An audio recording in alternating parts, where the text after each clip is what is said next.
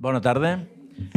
Gràcies per venir a la Fundació a la tercera conferència sobre conseqüències de la Guerra Civil i enguany tenim el goig de tenir el Joan Navàs i Car, que ha fet moltes coses per la Fundació i ara el seu currículum el comentaré. Per tant, sempre que hem demanat al Joan col·laboració, sempre ha sigut ràpida i entusiasta i això li vull agrair en nom meu i en nom de la Fundació.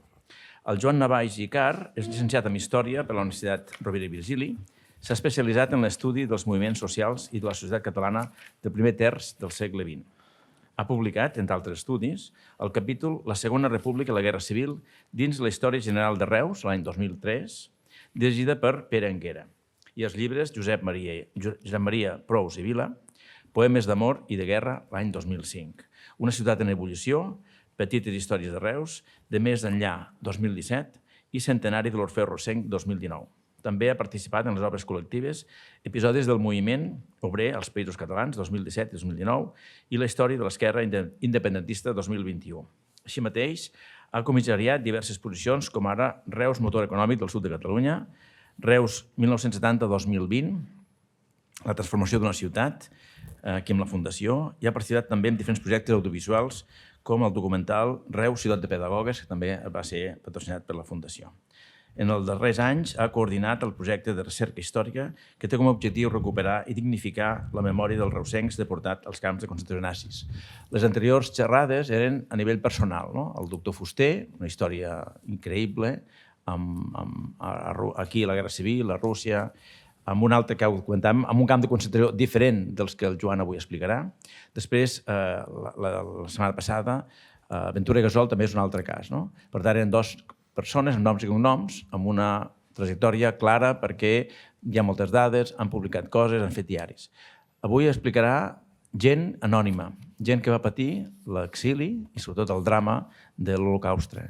Per tant, el Joan és un expert en això i li dono ja la paraula perquè ens expliqui la seva xerrada. Gràcies, Joan. Gràcies.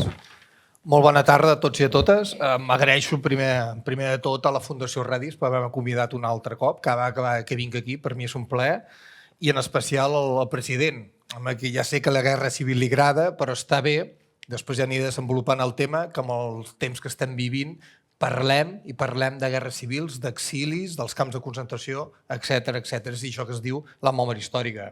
Jo crec que no és un secret per ningú. Estem vivint temps foscos, temps difícils, no som els primers que ho viuen. Fa uns quants anys es van viure uns temps molt semblants o encara pitjor, i cada cop, si posem moltes notícies, veiem que hi ha més veus que defensen les polítiques, els discursos de l'odi i l'extrema dreta. I més enllà hi ha veus que estan defensant obertament l'ideari feixista i tot el que representa, desigualtat, xenofòbia, masclisme, etc.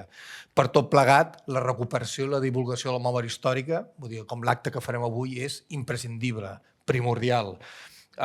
Memòria històrica. A mi sempre m'agrada utilitzar un altre terme que és pedagogia antifeixista.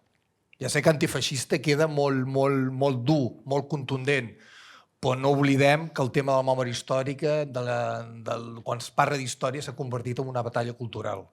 I des d'un cantó no s'autocensuren, jo crec que des del nostre cantó, la gent que defensa les llibertats, una autèntica democràcia, etc., doncs hem d'autocensurar i per això jo crec que hem de reivindicar aquest concepte de pedagogia antifeixista. I si algú pensava que el que us explicaré ara tot seguit dels camps de concentració, que és una salvatjada, ja ho veuran, faré una pinzellada, tampoc no em puc estendre gaire, però jo que vaig llegint, ja els dic, intento anar llegint tot el que va apareixent, totes les novetats, cada vegada sorprèn més del nivell de brutalitat, de sadisme que es va arribar en aquells moments. Doncs si algú pensava que això no es tornava a repetir, imagineu-vos que enguany, que s'està commemorant el 80è aniversari d'Auschwitz i de Mauthausen, dels camps de concentració, doncs ara mateix a Palestina s'està vivint una situació molt semblant, que un estat pretesament democràtic, amb el silenci de la comunitat internacional, han matat més de 60.000 persones. I amb tortures, violacions, etc., que és increïble. Jo crec que si l'Holocaust, el que va passar als anys 30 i 40, va marcar una fita a Europa amb això que anomenem Occident, jo crec que el conflicte que s'està vivint, no el conflicte, el genocidi que està vivint, que està patint el poble palestí, marca el final de l'anomenat projecte europeu, jo crec que marca també el col·lapse ètic i moral d'això que anomenem Occident. I això portarà conseqüències. I ho dic més, molta gent diu, per què treus aquest tema a la xerrada? Perquè té a veure. Si es vulneren els drets humans a Palestina amb la brutalitat que estem veient, no ens hem d'estranyar que s'estiguin vulnerant al nostre país i que pot ser, tant de bo no sigui així, d'aquí 10-15 anys vulnerin els nostres drets humans, perquè és el que va passar als anys 30 i 40 a Europa. I abans d'entrar en matèria, una altra reflexió. A la primera xerrada, que la va pronunciar el Lluís Colomer, s'hi van vindre, superinteressant, vull dir, em va sorprendre, el tema per mi era inèdit, no era conegut. Algú, al torn de preguntes, va dir on hi havia el jovent. Sempre surt, Cada vegada que faig un acte, sempre surt el tema... Jo deixaria a banda el pessimisme o el fatalisme, Molta gent diu que sóc optimista. Sí, potser sí, però deixarem de banda el pessimisme o el fatalisme. Però sempre es posa damunt de la taula on és el jovent. Ara mateix, si mirem la sala, podem veure que la mitjana d'edat és elevada. Cap problema, Vull dir, no, cap problema, No, de veritat, cap problema. I dues reflexions. Se m'agradaria dir, perquè si no és aquest pessimisme que es va escampant a poquet. Pensin que quan s'ha de combatre el feixisme, l'extrema dreta i tothom que vulnera les llibertats, tothom és necessari. Tothom és necessari. No té res a veure amb edats, amb condicions socials, etc. Què vull dir amb això? Que per fer divulgació de memòria històrica i pedagogia antifeixista és tan important les persones, els instituts, les escoles, les administracions i també les entitats com pot ser la Fundació Privada Redis. Vull dir que tot suma, I el tema del jovent, jo crec que s'ha de reconèixer que els jovents venir-me a escoltar a mi és poc atractiu, el format de la xerrada. Jo crec que per la gent de la joventut, abans ho parlàvem amb el Lluís, amb el president, jo crec que necessiten formats i continguts més dinàmics, més atrevits, un xic rebels i pot ser una mica irreverents. Vull dir que això és una qüestió que s'ha de posar damunt de la taula i s'ha de tindre present. I ja veu una imatge també, ja podem parlar de la memòria històrica, podem parlar que s'ha de divulgar i s'ha de recuperar i dignificar les víctimes del feixisme, però aquesta foto que veuen a les pantalles és una manifestació que va tindre lloc aquest divendres a la capital d'un estat teòricament democràtic. És una manifestació que va convocar Falange Espanyola, el partit feixista espanyol, que no està legalitzat, i que va reunir poca gent, s'ha de reconèixer, no eren tants, sí que són molt joves, però ja veuen quina exaltació obertament feixista. I saben quines conseqüències han hagut? Zero. I clar, jo em pregunto, si diuen que hem de recuperar tant la memòria històrica, etc., que s'ha de fer, home, amb el plan jurídic jo crec que s'ha de prohibir i s'ha de sancionar obertament i jurídicament qualsevol ostentació feixista. Per això els dic, no ens oblidem del debat aquest de memòria històrica, a nivell polític, a nivell social, a nivell jurídic, la cosa també cada vegada està més fluixa. Ara sí que entro a la matèria. A la xerrada d'avui els hi faré 5 cèntims, una petita aproximació dels reusencs que amb el seu compromís republicà, democràtic i antifeixista van haver d'afrontar unes experiències humanes més dramàtiques, més terribles de l'humanitat i diria del segle XX. En què em refereixo?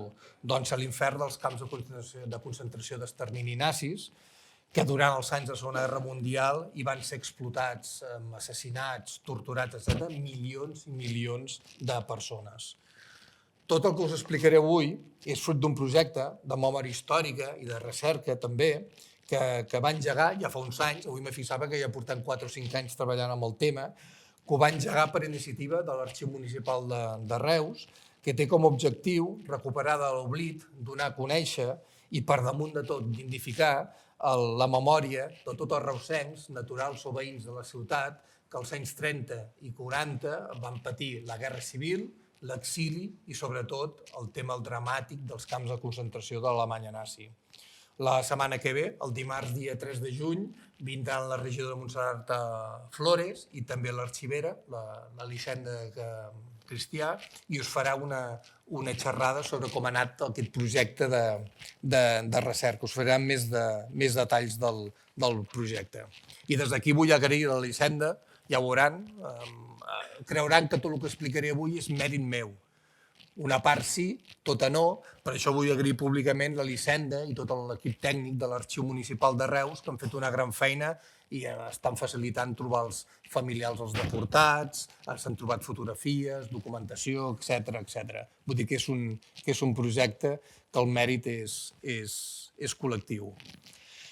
I a nivell històric, una de les meves dèries és, més enllà d'establir una xifra, avui parlaré de moltes xifres, està bé les xifres, vull dir, són interessants perquè t'ajuden a entendre la magnitud del drama, però més enllà d'establir aquestes xifres, jo crec que és primordial preguntar-se o respondre, explicar qui eren els deportats, qui eren, les seves trajectòries vitals, professionals, ideològiques, i una altra pregunta també tan important, per què van anar a parar als camps de concentració i d'extermini nazis? Perquè molta gent diu que van estar en el lloc menys adequat, al moment menys idoni. És a dir, com si hagués estat un accident històric. No va ser així. Si van ser enviats als camps de concentració, van ser exterminats, torturats i explotats, és perquè com a col·lectiu representaven un perill per Hitler i pel Tercer Reich alemany i etc. Per això aniré recalcant diferents vegades que els deportats que parlaré avui i tots els republicans catalans espanyols van ser deportats als camps nazis per la seva condició de lluitadors antifeixistes, republicans i demòcrates. És a dir, en poques paraules, s'havien convertit, com ja he dit abans, en un col·lectiu políticament, ideològicament, desafecte de l'Alemanya nazi que representaven un perill. Pensen que eren gent que havien lluitat durant 3 anys durant la Guerra Civil, gent que havien patit un exili duríssim, van ser maltractats per les autoritats franceses. Esclata la Segona Guerra Mundial i bona part d'ells van continuar lluitant contra el feixisme. Vull dir, si miren la seva trajectòria, hi ha gent, jo crec que a nivell d'Europa, de combatents antifeixistes, els republicans, els catalans, dels més importants que hi havia. I com es poden imaginar, aquest ha estat i és un projecte de recerca lent, laboriós i pacient, que encara no ha acabat, a poc anem trobant més informació i que va donant els seus fruits pas a pas. Per exemple, l'any passat vam localitzar un nou deportat vinculat a la ciutat, el Joan Manet Ferrando, vinculat al SUC, nascut a Tortosa, que va viure durant uns anys a la nostra ciutat i que va sobreviure a Mauthausen. En general, fent un balanç, podem dir que la recerca, el balanç de recerca, és positiu per ara, però personalment tinc una sensació agredolça. I m'explicaré. D'alguns deportats tenim moltes dades, i em diran per què? Doncs perquè eren personatges que tenien una projecció pública molt important, havien tingut càrrecs polítics, o hem localitzat familiars seus, ja ens han ofert fotos, cartes, etc. Tenim força material, però d'altres, d'una bona part, tenim molt poca informació. I ja els dic aquí la sensació de frustració, genera una mica de frustració. Són gent que fins i tot deportats que no tenim ni una mínima fotografia per saber com eren. Sens dubte, un dels capítols més brutals i terribles de la història de la humanitat, ja ho he dit abans, és l'extermini calculat, metòdic, sistemàtic de milions d'éssers humans als camps de concentració durant la dècada de 1930 i sobretot durant els anys de la Segona Guerra Mundial. Com és ben conegut, tot i les veus que ho intenten negar o minimitzar, hi ha veus que es dediquen a minimitzar els números que els donaré de les víctimes, centenars de milers de jueus, gitanos, eslaus, homosexuals, persones amb discapacitat física i intel·lectual i també milers i milers de resistents antifeixistes de totes les edats, nacionalitats i condicions socials van ser víctimes d'una maquinària de terror i d'extermini metòdica i ben planificada, no va ser espontània, que tenia com a objectiu principal eliminar a totes aquelles persones que no encaixaven amb el projecte supremacista del Partit Nacional Socialista, dels nazis, i que, per tant, eren considerades enemigues del Tercer Reich. I permeteu-me aturar-me un moment a destacar o aprofundir en 2 conceptes que són claus per entendre l'ideologia nacionalsocialista i tot el que va passar durant els anys 30 i 40 a Europa i a Alemanya nazi. El primer seria, no sé alemany, perdoneu-me l'expressió, la pronunciació, seria Volksdeutsche, que seria persona ètnicament alemanya, i l'altre seria Lebensraum, que seria espai vital. Suposo que el tema de l'espai vital els hi sona més. Aquests 2 conceptes o idees motrius foren els fonaments del projecte nazi, com us deia abans. Quin era aquest projecte? De la construcció d'una Alemanya forta, d'una comunitat nacional i racial pura, homogènia, que englobés totes les persones ètnicament alemanyes. I com aquesta comunitat nacional i racial era superior, segons ells era el poble escollit, superior, tenien dret a conquerir més territoris, és a dir, més espai vital. Per què? Per poder créixer i convertir-se en la gran potència mundial. I aquests dos conceptes es va portar a la pràctica i és el que va provocar la Segona Guerra Mundial. I, naturalment, sobretot aquesta ideologia anava en perjudici dels jueus, dels gitanos i també dels pobles eslaus. I podem dir que la majoria d'episodis més violents es van produir a l'Europa de l'Est. Així doncs, crec que ha de quedar clar, jo crec que ho hem d'anar repetint, que el nazisme, el feixisme alemany en aquest cas, no fou una idea o una bogeria d'un sol home o d'un petit grup d'homes, sinó un projecte polític, social i cultural, ultranacionalista, racista, militarista i expansionista, que fou compartit per milions d'alemanys i d'alemanyes. Això que diuen que Hitler estava boig, no és així. No anem per aquí. Era un projecte ben planificat. Per exemple, als camps de concentració, moltes empreses alemanyes es van beneficiar de la mà d'obra dels camps de concentració. I quan dic moltes empreses alemanyes, per exemple, la Bayer, que després més endavant van pagar reparacions, etc. Però que entenguin que va ser un projecte que va col·laborar bona part de la societat alemanya.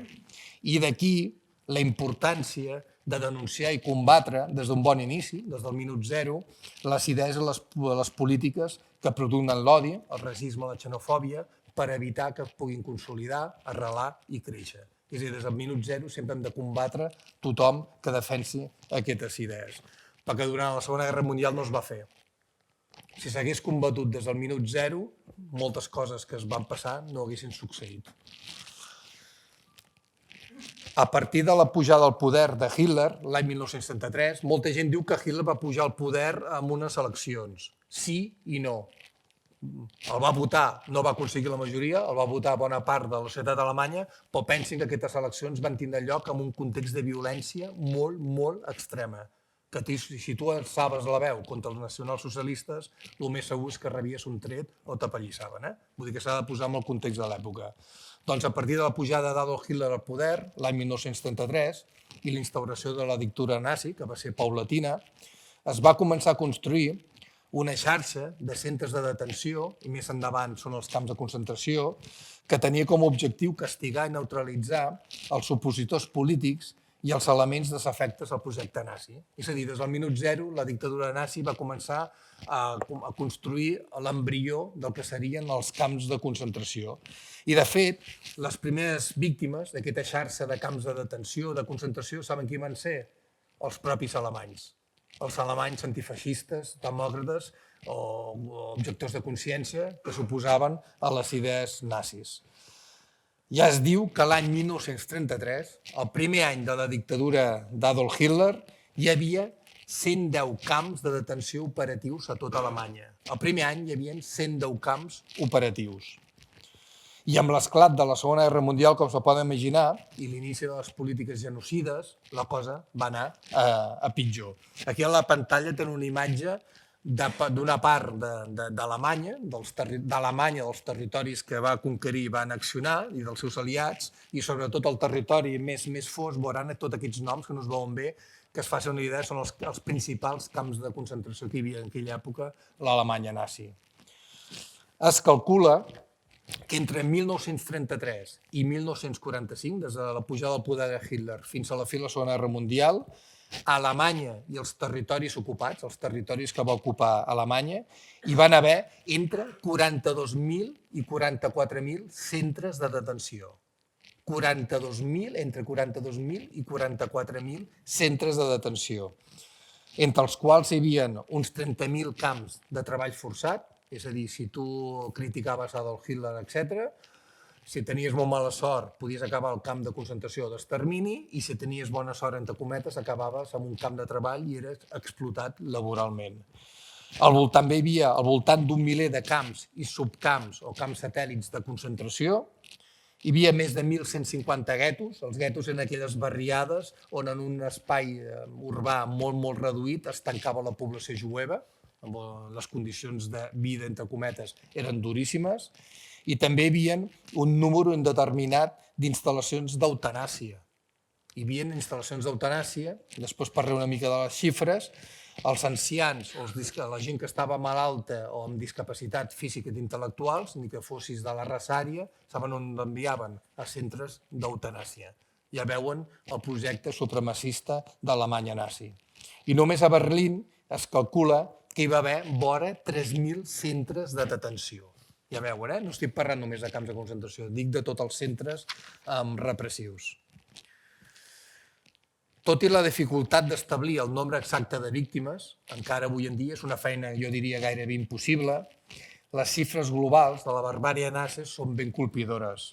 En aquest sentit, els últims estudis, com el de l'historiador Xavier Irujo, que és aquest, els recomano aquest llibre, La mecànica d'exterminio, ha sortit enguany, és un historiador d'origen basc, però està treballant, té càtedres a la Universitat de Nevada als Estats Units, un dels grans experts en el tema de l'Holocaust. Doncs amb els seus últims estudis assenyalen que els nazis alemanys i els seus aliats, no van ser només alemanys, vull dir que això quedi clar, van assassinar pel cap baix, dins i fora dels camps de concentració, 17 milions de persones. 17 milions de persones. Normalment se repeteix molt dels 6 milions de jueus. Naturalment, la comunitat jueva, el poble jueu, va ser un dels objectius prioritaris de la barbàrie nazi. Però més enllà d'aquestes xifres, ja veuen, 17 milions de víctimes.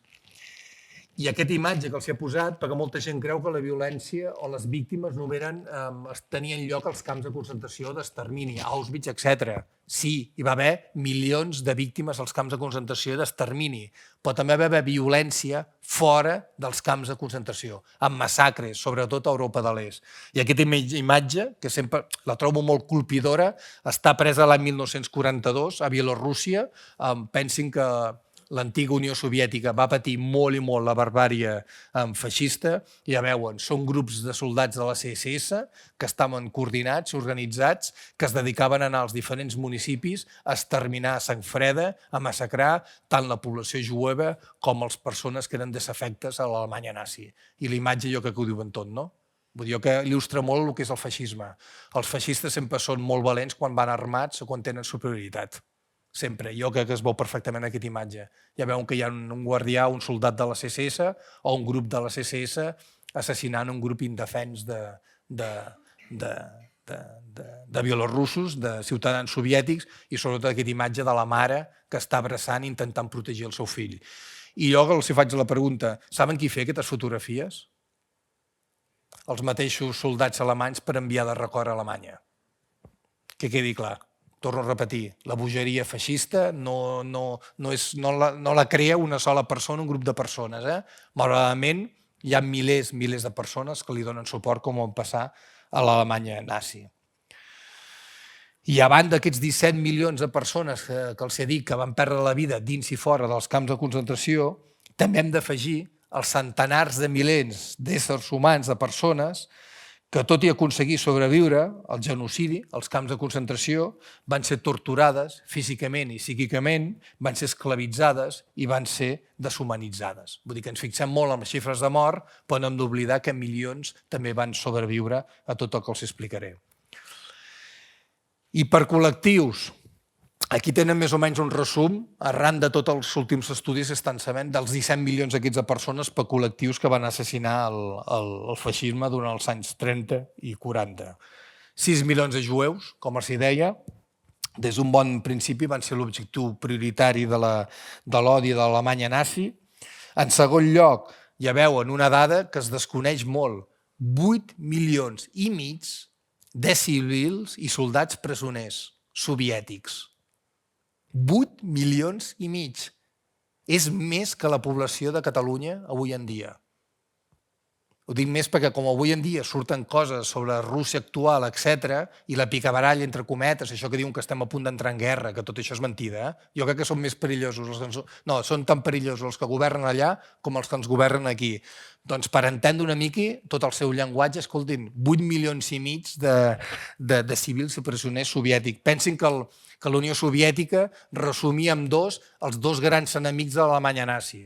En primer lloc, com teòricament tots eren comunistes, naturalment era l'enemic ideològic dels feixistes, i d'altra banda, els pobles d'Europa de l'Est són pobles eslaus, i els nazis els consideraven un subpoble infrahumans i, naturalment, la violència també va anar contra ells. En tercer lloc, també, una xifra que també s'oblida. Un dels primers països que va ser víctima de l'Alemanya nazi va ser Polònia. De fet, la Segona Guerra Mundial comença l'1 de setembre de 1939 arran de la invasió de Polònia per l'Alemanya nazi. Doncs ja veuen, 1.800.000 civils polonesos assassinats. Aquí no estan comptabilitzats els jueus. Els jueus estan comptabilitzats amb els 6 milions a dalt. Que es faci una idea. Què va passar en Polònia? Doncs l'Alemanya nazi va voler exterminar la nació polonesa. I la manera d'exterminar la nació polonesa, saben quina és també? Naturalment, com gairebé és impossible exterminar tota la població, doncs anar pels literats, pels periodistes, pels metges, pels advocats. I és el que va passar a Polònia. Qualsevol persona que tenia un paper destacat a la societat polonesa va ser exterminada automàticament. També una altra xifra, la quarta, més de 300.000 civils serbis que vivien a Croàcia i a Bòsnia-Hercegovina. Com bé saben, als anys 90 es va viure les guerres de l'ex-Jugoslàvia amb massacres, etc. Ja veuen que hi havia uns antecedents. Tota la violència, jo crec que la violència sempre s'ha d'explicar, s'ha de posar en el seu context.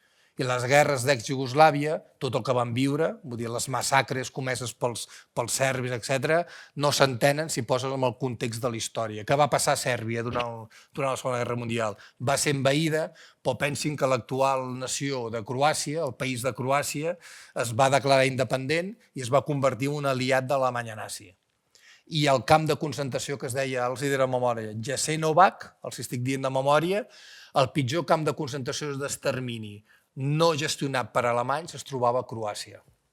I normalment es va fer servir per assassinar i exterminar jueus, bosnis i serbis. Ja veuen, 300.000 civils serbis. I dit això, faig un parèntesis molt breu, abans de continuar amb les dades. Cada cop hi ha més historiadors, com el britànic Dan Stone, enguany també té un altre llibre, l'Holocausto, vull dir, una altra revisió. Fan l'esforç per anar actualitzant les dades, la interpretació, estan molt bé.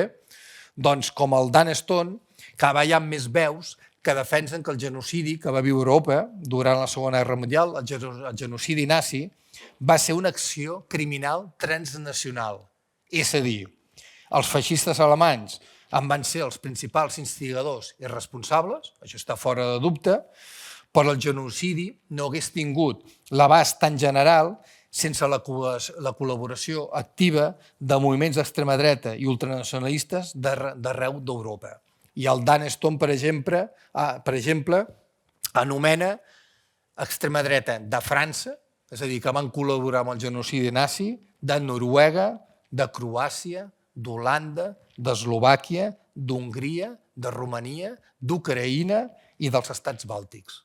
I amb l'imatge que els he posat a la pantalla, veuen, és un cartell de propaganda dels alemanys, els nazis, en francès, que diuen victòria, la creuada contra els bolxevics, el tema de l'anticomunisme, que aquí també va entrar Franco, etc., que seria un altre tema. Ja veuen que hi ha fletxes que surten en diferents països europeus contra la Unió Soviètica.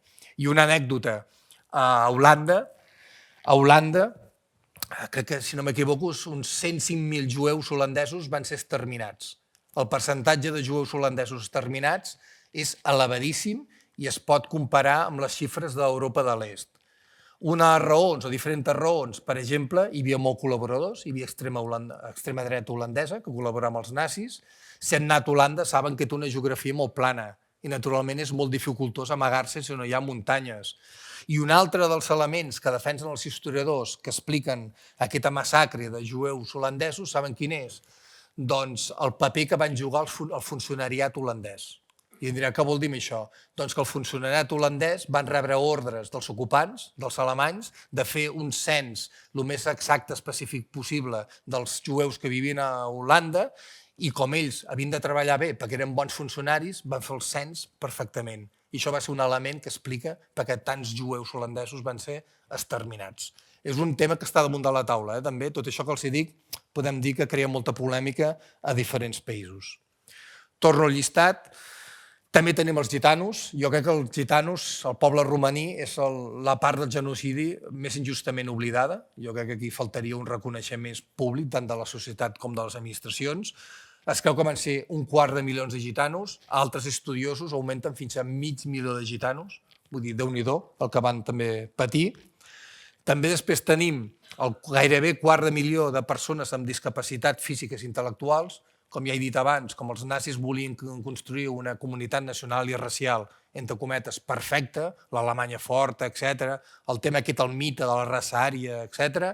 Doncs què passava? Doncs si algú tenia discapacitat mental o física, era, podem dir, feia nosa amb aquest projecte i els enviaven al centre d'eutanàsia. I la gent que van exterminar aquests centres d'eutanàsia, la gran majoria eren alemanys. Ja veuen la bogeria nazi on va arribar. També tenim entre 5.000 i 15.000 homosexuals, ho van passar molt malament, vull dir que estan també sortint més estudis. Si se fixen avui en dia, també els feixistes o els neofeixistes avui en dia, hi ha el tema de masculinitat. Si se fixen, sempre defensen que l'home ha de ser el fort, etc, com els alemanys. Els alemanys que defensaven els homes han de ser el capdavant i les dones s'han de quedar a casa perquè han de criar els nens, les futures generacions, etc. Doncs se pot imaginar, als anys del genocidi, els homosexuals també es van convertir en un objectiu prioritari o preferent de la violència nazi. I per acabar, he afegit desenes de milers d'opositors polítics i resistents antifeixistes. Aquí hi havíem d'incloure a la gent de Reus, de Catalunya, a nivell de l'Estat, els antifeixistes republicans.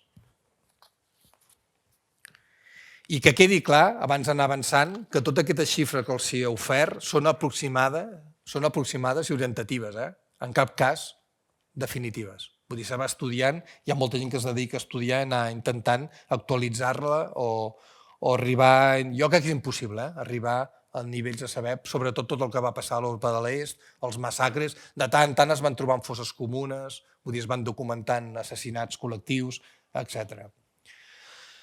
A banda de totes aquestes xifres, o dins d'aquesta xifra que els he dit de 17 milions de víctimes, com bé sap tothom, o hauria de saber tothom, es calcula que prop de 10.000 republicans i republicanes, la gran majoria eren excombatents a l'exèrcit de la República, que es van exiliar a França arran de l'ocupació franquista a Catalunya el gener o febrer de 1939, doncs aquests 10.000 republicans i republicanes van ser deportats als camps de concentració d'extermini, dels quals foren assassinats uns 5.500. I són també xifres orientatives, un altre cop, uns 10.000 en total de republicans i republicanes i que van ser assassinats uns 5.500. Sempre que puc, m'agrada destacar que els exiliats republicans de 1939 van patir una triple derrota, perquè se situïn amb la ment, amb tot el que van viure. La primera derrota és òbvia, davant del franquisme. Durant la Guerra Civil van perdre la guerra enfront de l'exèrcit franquista. La segona derrota, quan es van exiliar i les autoritats franceses els van tractar d'una manera denigrant, vergonyosa, gairebé els van tractar com els delinqüents i els van tancar als camps de concentració, Argelers, etc., a les comarques de Catalunya Nord i al sud d'Occitània. I la tercera derrota que van viure, això en pocs anys, és que s'han de situar, estem parlant d'en 2-3 anys, el que van haver de viure, per això, ara ho explicaré, per això els hi dic, ja veuran, els hi vull explicar una cosa. I la tercera, com els dic, quan alguns milers d'aquests exiliats republicans van ser capturats per l'exèrcit alemany quan lluitaven a les files de l'exèrcit francès. Imaginin el recorregut. Per això jo crec que quan parlem de l'exili, quan parlem de la deportació als camps nazis, sí que és una història tràgica, terrible, dramàtica, però a la vegada ens dona una lliçó de vida de resistència. Perquè són tres derrotes en un context molt difícil i bona part de la gent que va viure aquesta situació van saber sobreposar-se, se van saber adaptar a aquesta situació i van saber refer les seves vides. És a dir, que sempre parlem de la part dels morts, com els deia, podem tenir en compte que molta gent, aquesta gent va sobreviure i d'aquí també els hem de fer el nostre homenatge. I un cop més, cal insistir, ja ho he dit 2 o 3 vegades, potser ho diré alguna vegada més, que aquests 10.000 republicans i republicanes, que els alemanys els van qualificar com Roig Spanier, rojos espanyols, jo crec que ja ho diu tot aquest qualificatiu, no van acabar als camps de concentració per mala sort o per un accident històric, sinó perquè eren un col·lectiu o un fort compromís antifeixista. Pensin que quan els va capturar l'exèrcit alemany, Quan l'exèrcit alemany va entrar en França, hi havia molts d'aquests republicans espanyols que estaven lluitant a favor de França o estaven col·laborant construint fortificacions.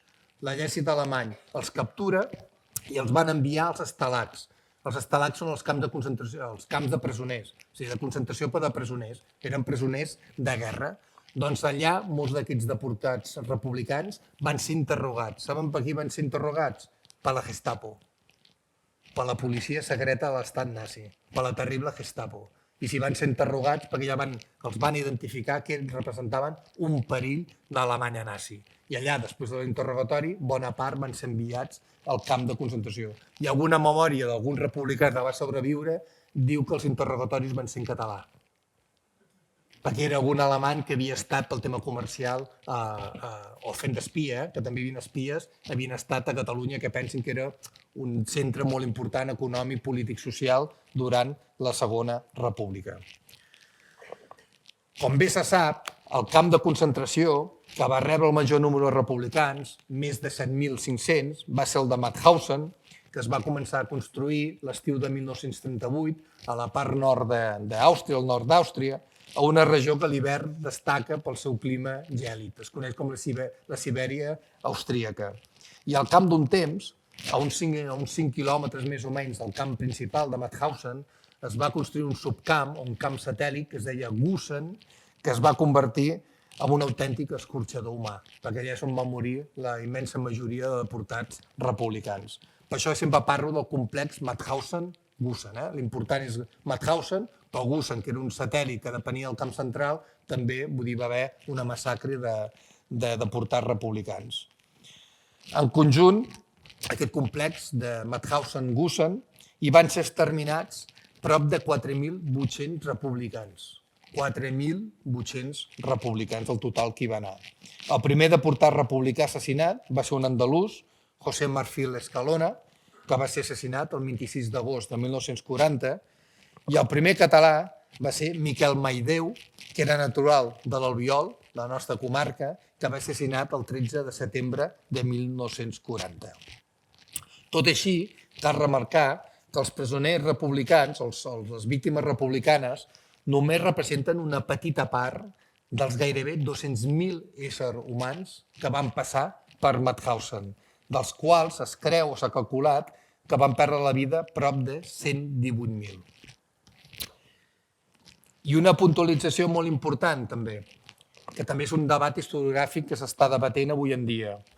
Tot i que el complex de Mauthausen-Gusen no era considerat pròpiament un camp d'extermini, un camp d'extermini és el d'Auschwitz, Treblinka, vull dir, allà enviaven en vagons els deportats, majoritàriament eren jueus, baixaven del tren i a les poques hores estaven a una càmera de gas i els assassinaven. Doncs en principi Mauthausen-Gusen no era considerat un camp d'extermini, però s'ha de tenir en compte que les pèssimes condicions de vida, els alts nivells de violència o el règim d'esclavatge, que els explotaven, després ampliaré una mica més la informació, van fer créixer la mortalitat d'una forma alarmant. És a dir, que Mauthausen-Gusen també va ser un camp d'extermini nazi. En aquest sentit, es pot afirmar que Mauthausen fou, de fet, el paradigma de camp de concentració on l'extermini dels deportats es va dur a terme d'una manera lenta a través del treball esgotador, de la fam i de la violència extrema. És el que van viure bona part dels reusencs que foren enviats a Mauthausen. I aquí tenen una imatge que és la tristament famosa escala de la pedrera del camp de concentració de Mauthausen de 186 esgraons. Jo crec que representa el que els deia, el d'eliminar una persona a través de l'explotació del treball esgotador. Hi havia una pedrera gestionada per la CSS on els deportats eren obligats a treballar com a esclaus 10, 11, 12 hores al dia, naturalment en unes condicions pèssimes, sense alimentació, etc. I pensa que havien de pujar 7 o 8 vegades al dia aquestes escales que veuen, enmig de la violència del CSS, el cansament, esgotament, etc., a una pedra de 25-30 quilos a l'esquena. Això és extermini. És una mort dolorosa, més lenta. Es pot comparar tant a les cambres de gas. Pel que fa a Reus, ara per ara, com he dit abans, el projecte encara no ha finalitzat, tenim documentat 36 deportats reusencs vinculats en major o menor grau a la ciutat per naixença i per veïnatge. Que quedi clar, són 36 deportats, alguns van néixer a Reus, alguns accidentalment, van viure uns pocs anys, després van marxar, i altres van néixer en altres municipis i després van vindre a residir a la nostra ciutat. Jo crec que tots han de ser considerats com a reusencs. En concret, d'aquests 36, 23 van néixer a Reus i dels nascuts fora de la ciutat, la majoria són naturals dels municipis de les comarques del camp, o si volen, de l'àrea d'influència de la ciutat. Han de tenir en compte que durant els anys 30, anys 20 i 30, la ciutat era un pol molt important d'atracció d'immigració. Molta gent venia a Reus a guanyar-se la vida. Només trobem un deportat que va néixer fora dels Països Catalans, que és l'andalús José Moreno Alcántara, que ara fa pocs dies se'ls hi van posar les Storpenstein, les llambordes de la memòria. Aquí a la imatge només tenen 6 de tots els deportats, no he posat totes les fotos per no cansar. D'aquests 36 deportats de la ciutat, 22 van ser assassinats als camps nazis. És a dir, en un total, un 60% dels deportats de Reus van ser assassinats als camps nazis. I, per tant, només van sobreviure 14 deportats reusencs. Cal especificar que 30 d'aquests reusencs que van ser deportats als camps nazis van ser els anys 1940-1941. Podem dir que hi ha dues onades. La primera és aquesta, el 1940-1941. Aquests reusencs, aquests 30 reusencs que van ser enviats als camps de concentració, eren excombatents de l'exèrcit republicà, s'havien exiliat a l'estat francès.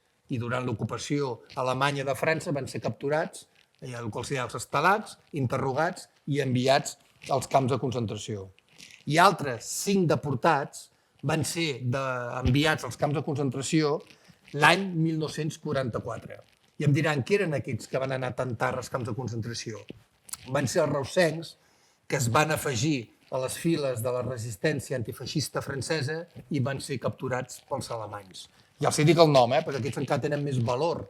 Eren gent que es van deslliurar de la primera onada, entre cometes, però tenint aquest compromís antifeixista tan sòlid, republicà demòcrata, que es van afegir, van arriscar les seves vides i es van afegir a la resistència antifeixista francesa. Són aquests 5, el Joan Benet, el Salvador Besora, l'Anton Bofarull, l'Estanislau Pedrola i Ramon Requesens. I tenim un cas especial, ja ho veuran perquè dic que és especial, que és el de Domingo Ezcurra, que va ser deportat l'any 1942.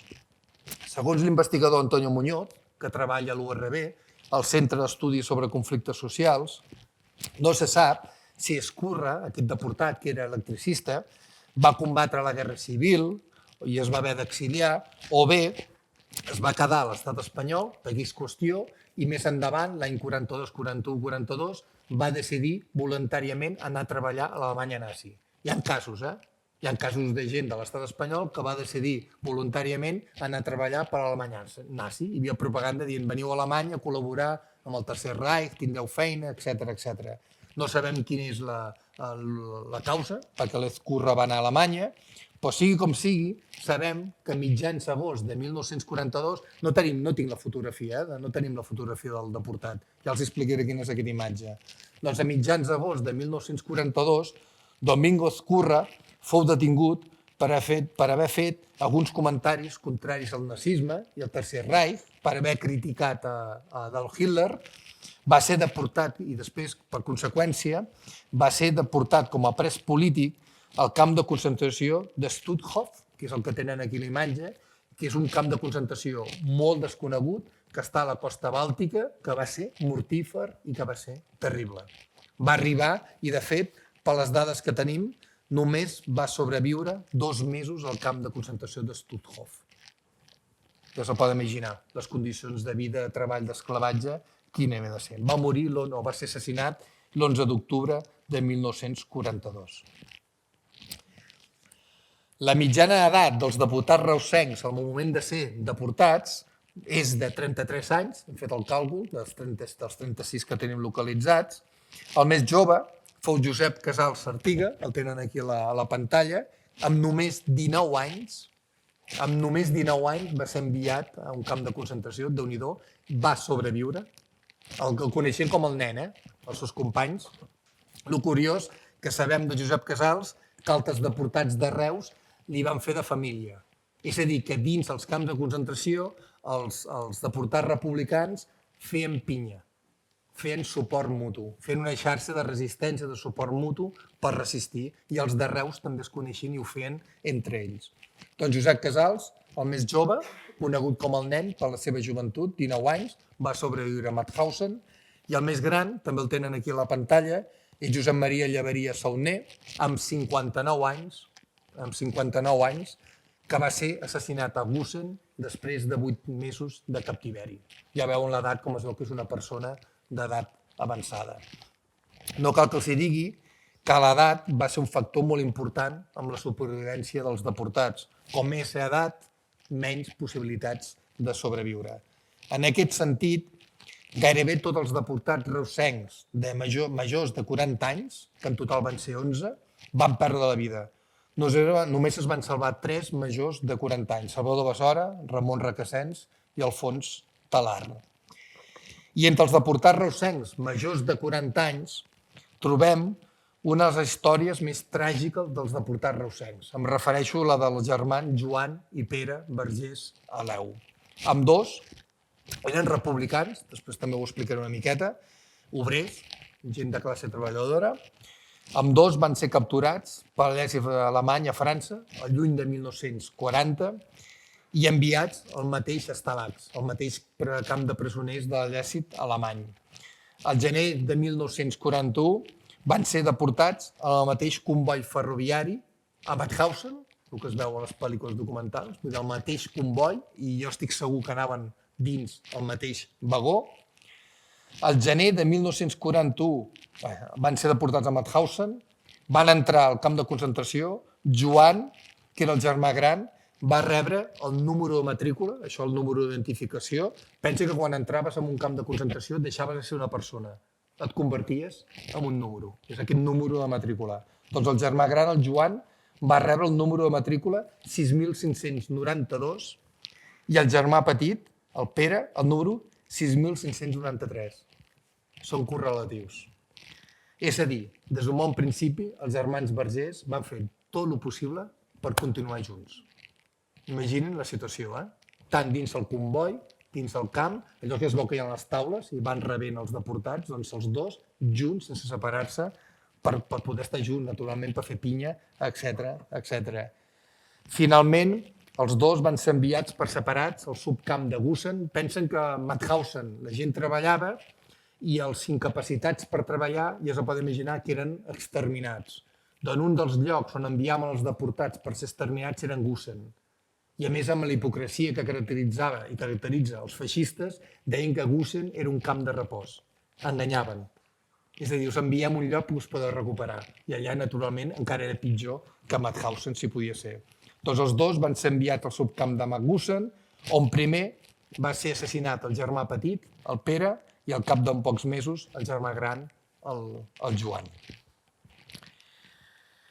Com ja va succeir amb la major part dels deportats republicans, la immensa majoria dels reusencs, dels deportats de la ciutat, van ser enviats al camp de Mauthausen, 32, i el número més gran d'assassinats va tindre lloc, com els germans Vergés, al subcamp de Gusen, en total 18. Per les dades que tenim, els primers reusencs que van arribar a Mauthausen, en el primer comboi, el 6 d'agost de 1940, van ser Jaume Galtés, Josep Juncosa i Pere Isern. El Pere Isern, Déu-n'hi-do, vam tindre la sort a l'Elisenda que hem pogut parlar amb gent que els seus pares van tindre relació amb el Pere Isern i tenim molta informació. Pere Isern va entrar l'agost de 1940 i va sortir el maig del 1945, durant l'alliberament. És el reusenc que va estar més temps en un camp de concentració, /extermini, com era Mauthausen-Gusen. Va estar 4 anys i 9 mesos tancat en un camp de concentració. I va saber adaptar-se i va sobreviure. Era fuster, Vull dir, això de les habilitats, dels oficis. Però igualment, vull dir, més amb compromís antifeixista. Vull dir, el mèrit de tindre, poder suportar tota aquella situació. I els primers reusencs que van perdre la vida, a Gusen també, van ser Josep Dols, el 13 d'abril de 1941, només 2 setmanes després d'haver-hi entrat, ja s'ho poden imaginar, tenia una persona d'edat avançada, i Ramon Sans el 21 de maig del mateix any. Com us poden imaginar, els primers deportats en defallir i morir, en ser assassinats, van ser els més febles, físicament i anímicament. De fet, la immensa majoria de deportats que malaltien o que no eren aptes pel treball, ja ho he dit abans, eren eliminats sistemàticament. Molt sovint a l'infermeria del camp, i saben com els mataven? Doncs, pel que se sap, amb una injecció de benzina al cor. Això a l'infermeria, entre cometes, no era una infermeria. L'objectiu dels camps de concentració era neutralitzar l'enemic de la dictadura nazi. I neutralitzar què vol dir? Que si no aporten absolutament res, assassinem i punt. I aquest va ser el cas d'un reusenc. És el que tenen aquí a la imatge. El José Moreno Alcántara, nascut a Andalusia, a un municipi d'Almeria, va vindre de Reus, va arrelar, va crear una família, va treballar a Reus, i era de la CNT, era anarquista, vull dir, una persona bregada, amb un compromís també molt sòlid. Doncs què va passar? Doncs sembla ser que arran de la seva debilitat física i moral va caure malalt i va ser assassinat a l'infermeria, entre cometes, de Gusen, la tardor de 1941. No sabem si va ser exterminat a la càmera de gas o d'una injecció, que és el més segur, al cor, com els estava explicant. I també hem pogut documentar un cas especialment dramàtic i cruel, que és del jove deportat reusenc, el tenen aquí l'imatge, Josep Maria Montner Santís, que a l'estiu de 1941, malalt o afeblit, o que no es trobava bé, i per tant no apte per treballar, va ser enviat des de Gusen, des del subcamp de Gusen, al castell de Harmein, que és un centre d'extermini i d'experimentació que estava ubicat a 35 quilòmetres de Mauthausen, on fou assassinat a la càmera de gas. Aquest sí que sabem que moria a la càmera de gas. A més, ens han posat en contacte amb el centre de memòria que hi ha aquí a Harmein i ens va passar el llistat i el tècnic que treballa ens va dir que els que enviaven a Harmein, que era primer un centre d'eutanàsia i després es va convertir en un centre per exterminar els deportats a Mauthausen-Gusen. Doncs ens va dir que la gent que eren enviats a Harmein automàticament arribaven amb tren, baixaven, eren enviats a la càmera de gas, assassinats, als forns crematoris i s'havia acabat el tema. I s'ha pogut documentar, o es calcula també, són dades orientatives, que al castell de Harmein van ser assassinades gairebé mig miler de deportats republicans. I tot i que és un fet que sovint ha passat desapercebut, o potser no se li ha donat tanta importància, crec que s'ha de remarcar que els deportats republicans que van sobreviure a Mauthausen-Gusen, que va ser també una bona colla, van arrossegar durant tota la seva vida seqüeles físiques i psicològiques provocades per la seva estada als camps nazis. És el que els deia abans, ens en recordem de les víctimes, que es fa bé, se'ls ha de dignificar recordar, però també hem de recordar i posar èmfasi amb la gent que va sobreviure a aquesta terrible experiència. I els hi posaré alguns exemples que hem pogut anar recollint. Josep Casals, el més jove, el que abans els deia que va entrar amb 19 anys al camp de concentració, va sobreviure, es va casar i va quedar a viure a l'estat francès, i treballava, militància sindical, etc. Vam tindre la sort de poder entrevistar amb l'Elisenda Cristià, la seva vídua, l'Enriqueta Folquer, ens va rebre a la seva casa a Gandesa i ens va explicar moltíssimes coses. Doncs mirin, el trauma psicològic que portaven dins els secs deportats als camps nazis.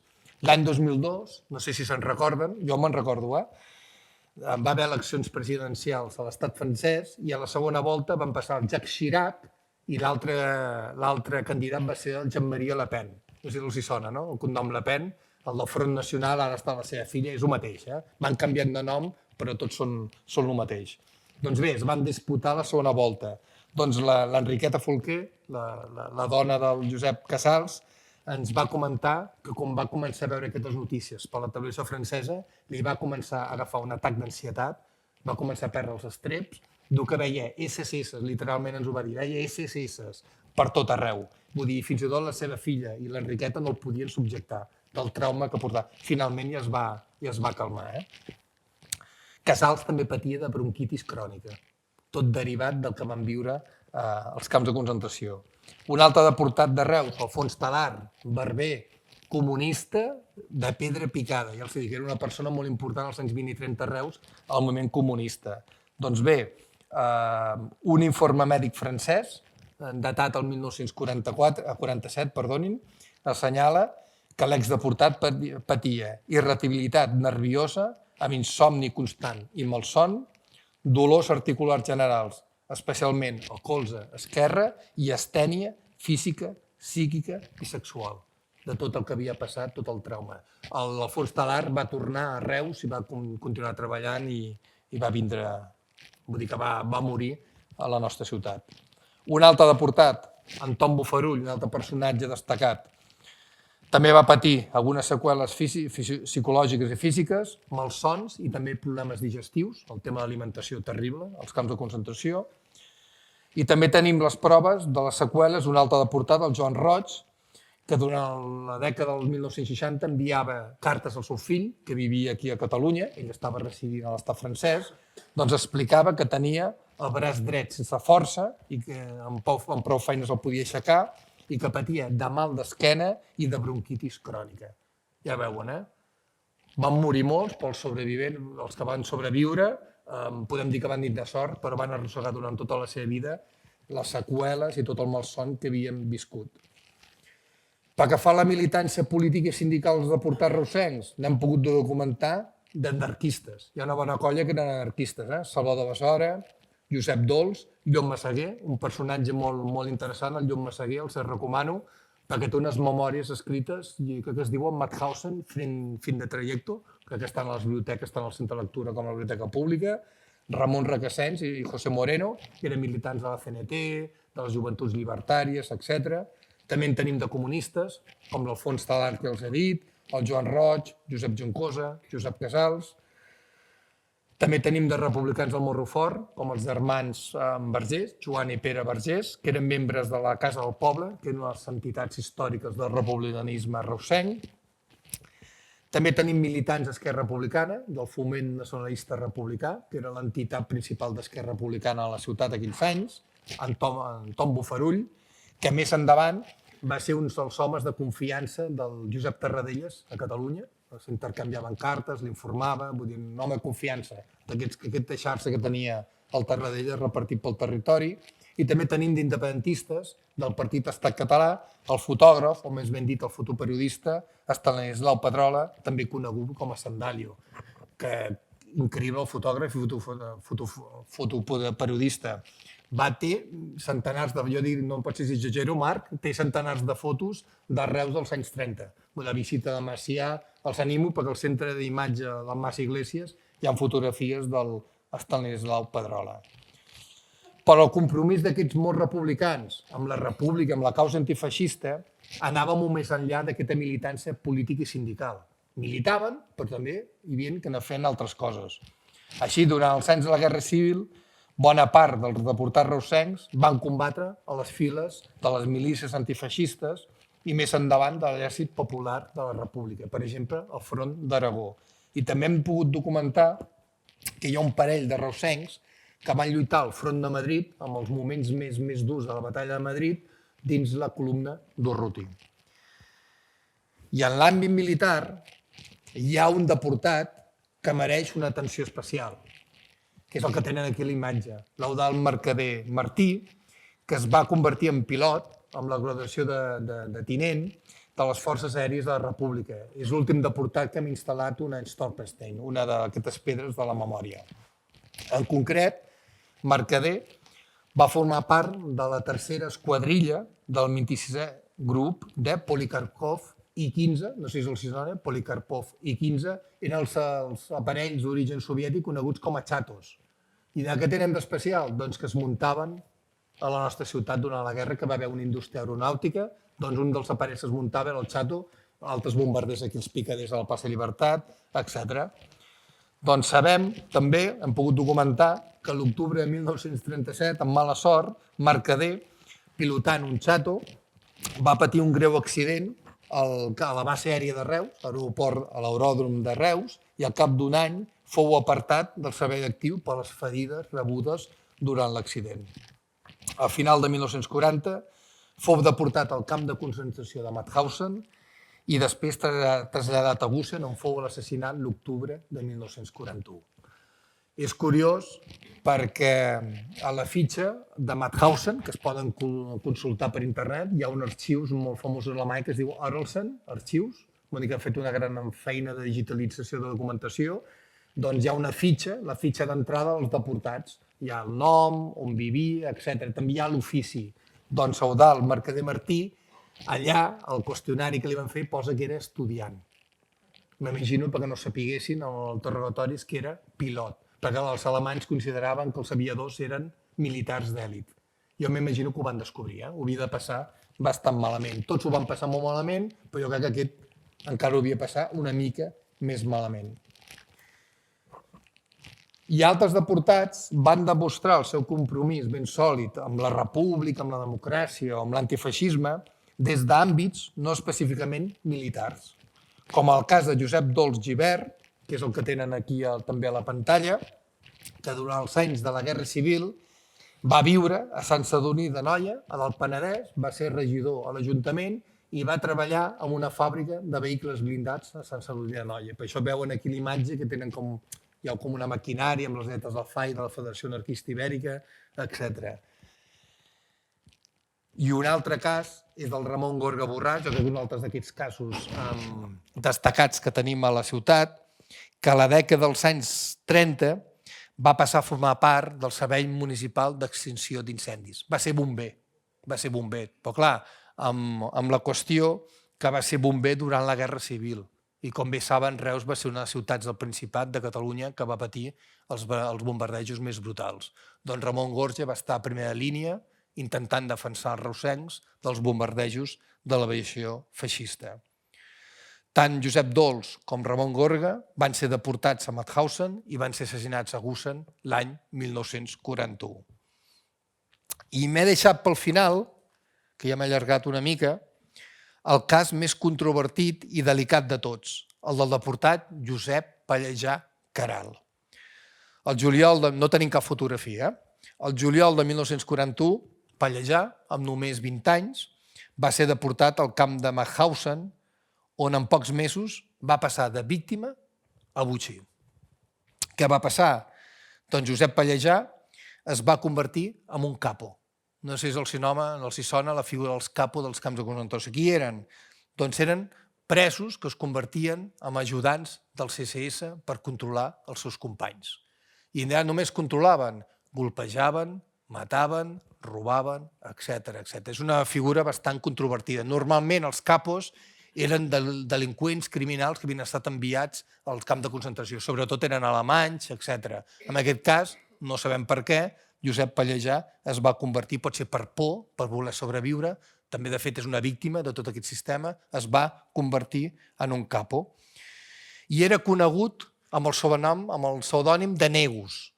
Negus, durant els anys 30, a Etiòpia, l'emperador d'Etiòpia es coneixia com el Negus.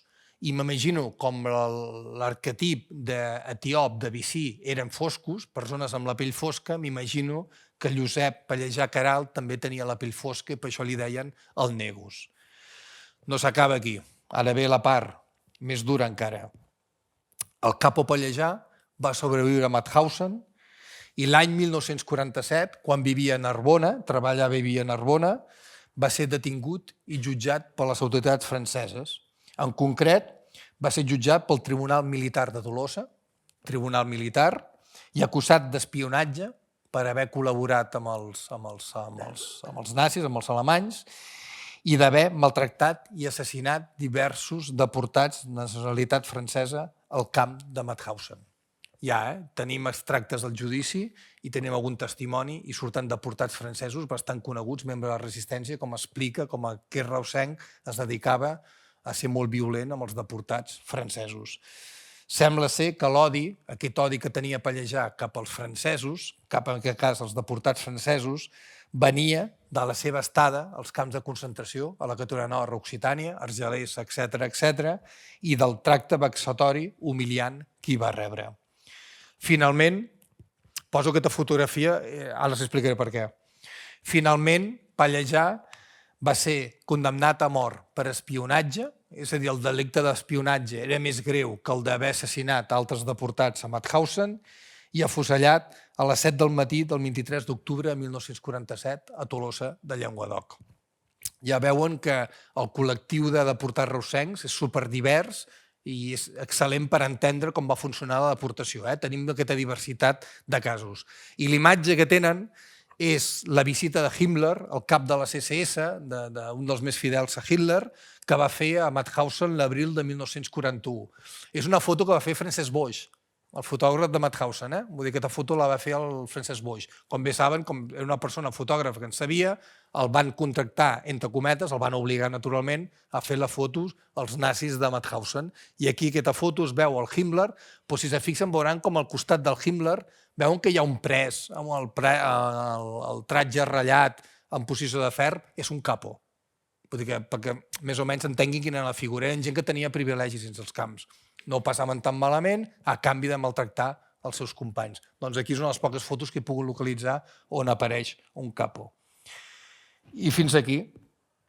En definitiva, com han pogut comprovar, l'estudi dels 36 deportats reusencs jo crec que ens ofereix una excel·lent radiografia del que va significar la tragèdia i del que va viure els milers de republicans que van ser deportats als camps nazis. I fins aquí. I si tenen alguna pregunta, alguna qüestió...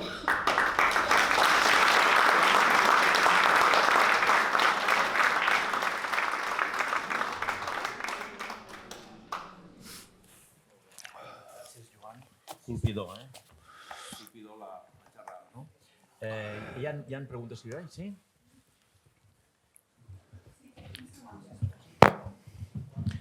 Ara ve el micro,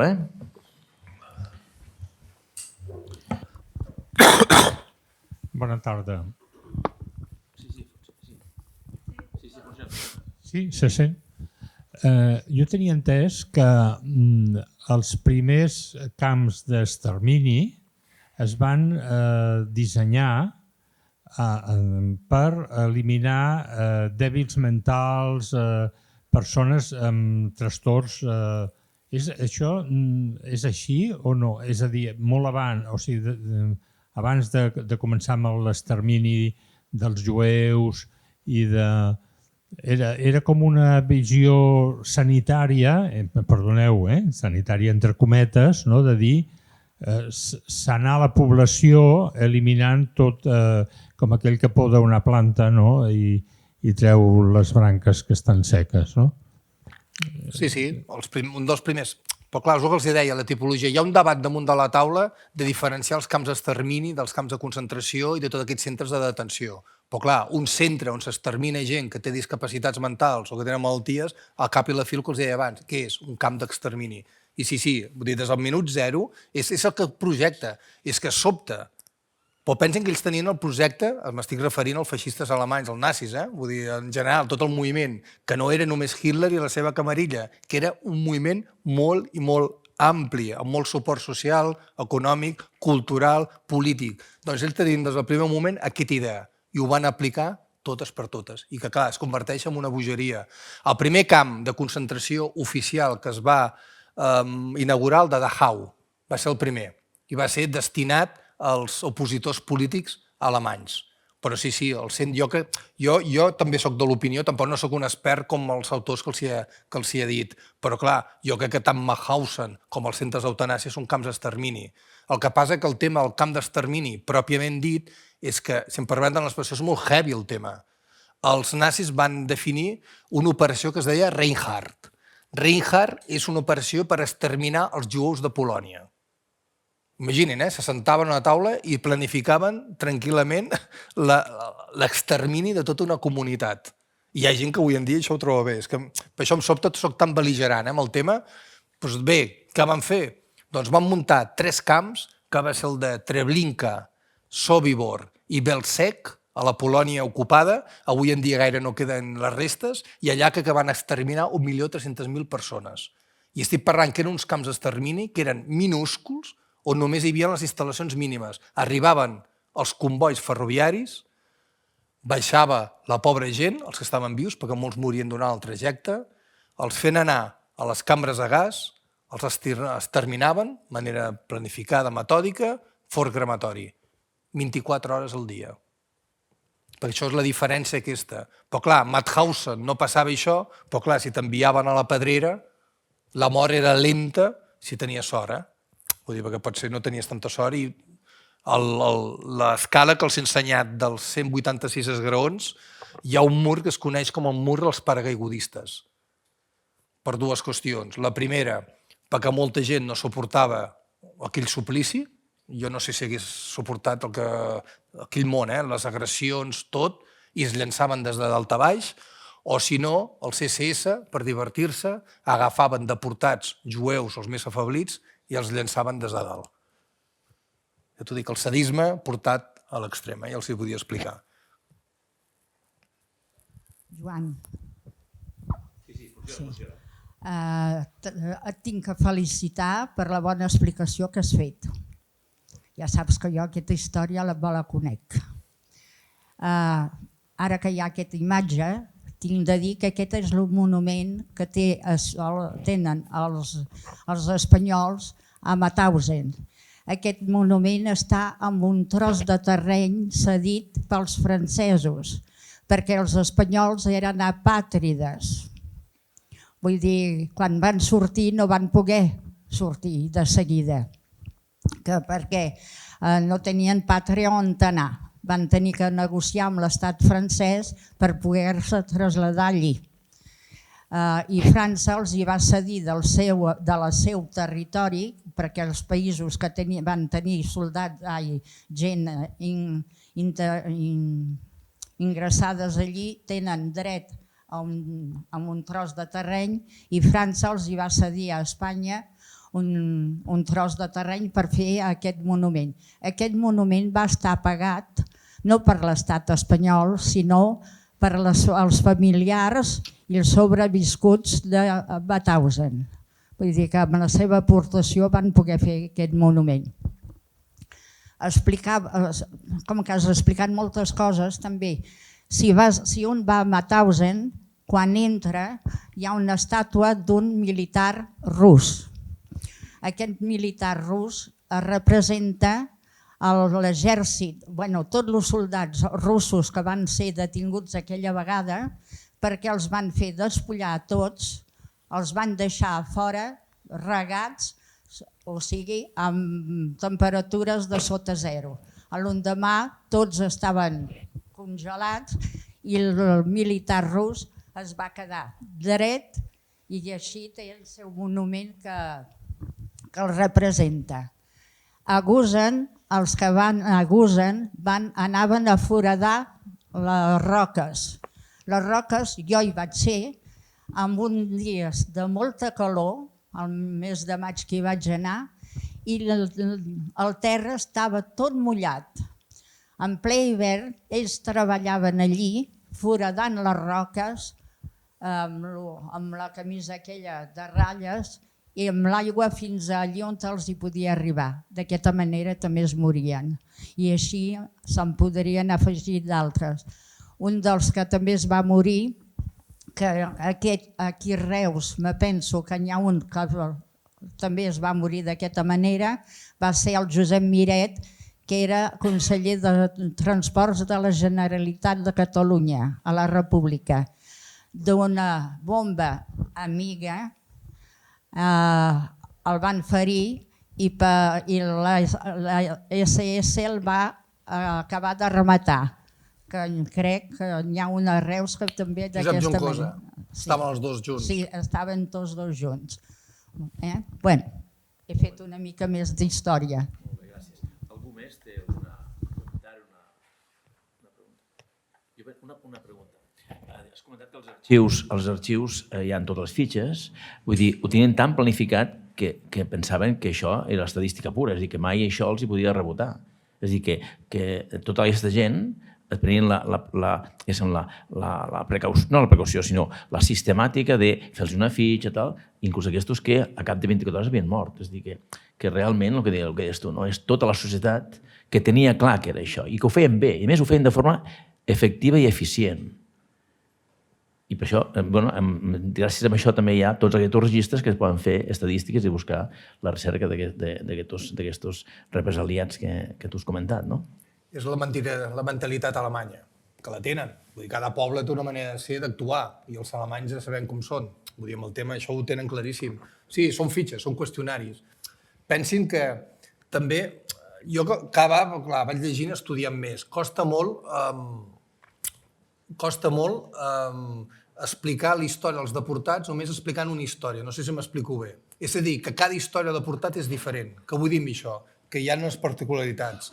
Hi han deportats que des de Mauthausen van poder enviar cartes als seus familiars a través de la Creu Roja.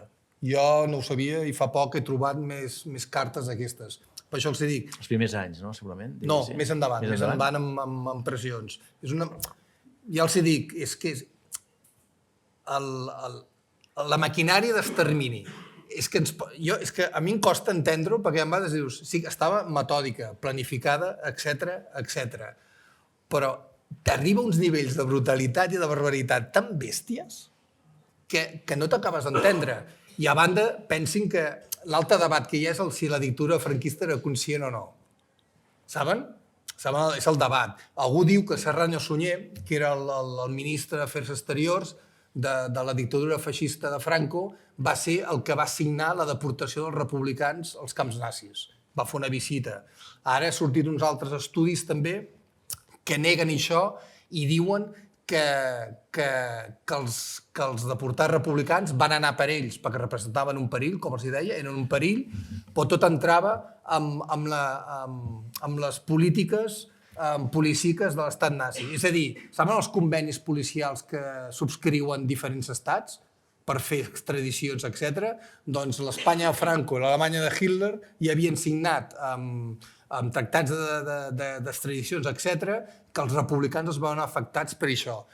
Saben que molts abans han dit apàtrides. Sí, de facto eren apàtrides. Els últims estudis, si se fixen, el símbol universal dels deportats republicans és un triangle invertit de color blau, però clar, que tothom diu és apàtrides, però amb una S.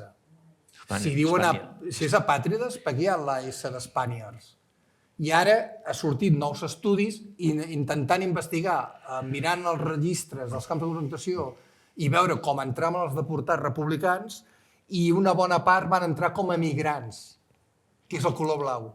El color blau és els dels emigrants. Vull dir que de facto eren apàtrides, perquè els van abandonar, de facto. Vull dir, una cosa és de... De fet, sí que sembla ser que el Serrano Sunyer té un paper important. Quan va anar a fer el setembre del 39-40, va anar a Alemanya i va fer el pacte de que tots els republicans espanyols perdien la societat espanyola. I quan molts dels republicans que estaven enquadrats dins de les companyies de treball estrangers i els batallons de marxa voluntaris, quan l'exèrcit francès capitula, tots aquests soldats van als camps de concentració militars i els espanyols, com que havien perdut la nacionalitat, no se'ls aplica l'Estatut de Presoners de Guerra i són aquestes primeres onades que marxen cap a Alemanya quan els exèrcits francès van anar cap a casa. Per tant, sí que Serrano Sunyer i el govern franquista té molt a dir, molta culpa amb tota aquesta història. Indiscutible. La responsabilitat de l'assassinat dels deportats republicans és a tres bandes. Un, Alemanya nazi, naturalment, i això és indiscutible. El segon, el govern de Vichy, encara hi ha França que defensa el Pétain, és el règim que va col·laborar amb l'Alemanya nazi. És que també els francesos van molt amb el tema de lliberté i d'igualité i tot això. Hi ha un debat historiogràfic a França molt interessant, com un noi un dia una vegada em va dir, escolta'm, que tots els francesos no eren de la resistència. M'entenen per on va, no? Que hi havia bona part de la població a França que anaven a favor dels nazis.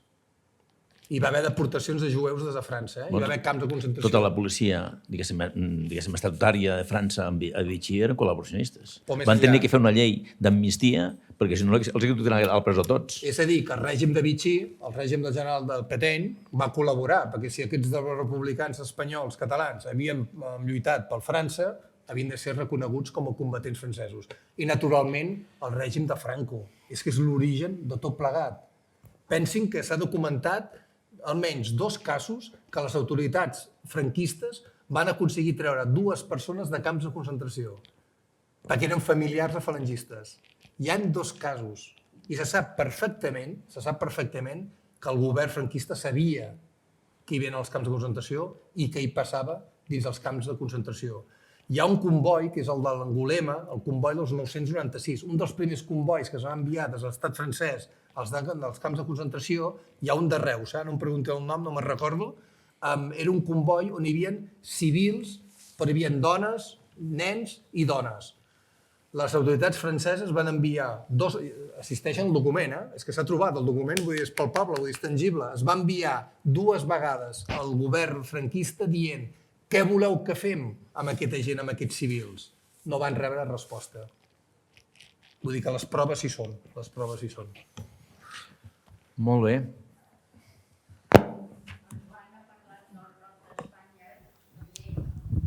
Això va estar a la costa atlàntica, que els espanyols feien els búnkers... El mur atlàntic. Sí, els búnkers per als submarins alemanys. I a França estan conservats aquests búnkers. Si es va a Bordeus, si es va a la Bretanya, a Brest, i a l'altra ciutat, i allí hi són. I això, l'Universitat de Tarragona està en un projecte on estan estudiant tot el que va passar en aquell temps. Hi ha un documental ja fet, no sé, jo encara no l'he vist, però sé que està fet. Molt bé. Vull dir que... Gràcies. Bé, si us sembla, deixem aquí. Agrair novament al Joan Navais aquesta magnífica conferència i la setmana que ve, dimarts que ve, hi ha la tercera conferència que es titula La recuperació de la memòria històrica des dels arxius, l'Arxiu Municipal de Reus i el projecte Stolperteny, a càrrec de Montserrat Flores Joan Pere, regidora de Bon Govern, Transparència i Participació, i l'Hisenda Cristià Balcells, arxivera municipal i historiadora. I abans, aquest cicle en principi eren 4 conferències. El dia 10, el següent dimarts, està ocupat per fer una presentació del llibre, però el Jaume Massó ha dit que podia fer una xerrada molt interessant, que seria la salvaguarda del patrimoni cultural, que també és una cosa que és conseqüència de la Guerra Civil, que se n'ha parlat poc, perquè hi ha tota la cosa que es va destruir molt patrimoni, i és veritat, però també se'n va salvar molt. El Jaume Massó és un expert en aquest tema i, per tant, el dia 17 de juny farem la 5a conferència del cicle.